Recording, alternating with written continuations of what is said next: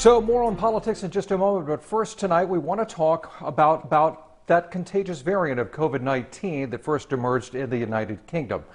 Because today we saw the number of confirmed cases here in San Diego jump significantly. Good evening, thanks for being here. I'm Mark Mullen. I'm Catherine Garcia. So Colorado was the first state in this country to detect the UK variant. Florida and New York have reported cases too. Their case numbers are in the single digits. Here in San Diego, there are now nearly 3 dozen confirmed cases.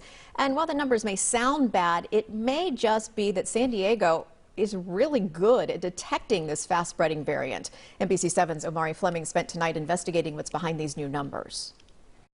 24 new cases of the highly contagious COVID-19 variant reported Tuesday by San Diego County health officials, bringing San Diego's total to 32 people from 19 different households.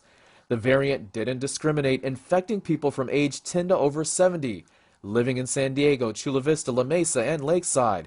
The one consistent theme, county health officials say none of the people affected have a travel history. How do people contract this if they're not traveling? But that patient might have been in contact with a lot of other people, which themselves could have been in contact with somebody else that eventually might have traveled and then acquired it that way.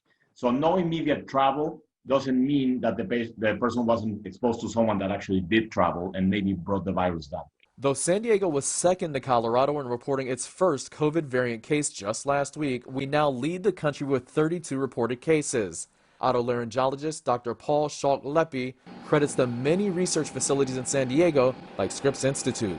Why is it that we're possibly seeing more here in San Diego than our closest neighbor, so to speak, with New York at about 3?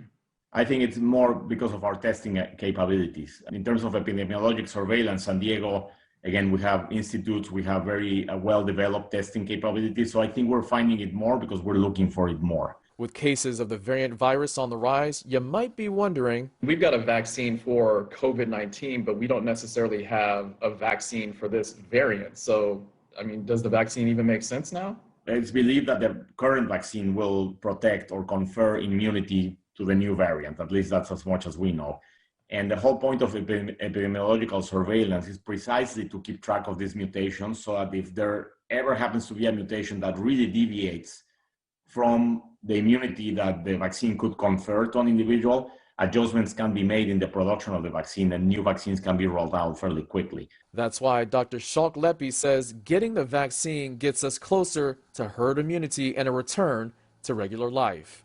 Omari Fleming, NBC7. Interesting information, right? Well, of the 32 variant cases here in San Diego County, they are evenly split down gender lines. To date, the average age is 36. County officials say the one woman who was hospitalized is now at home recovering.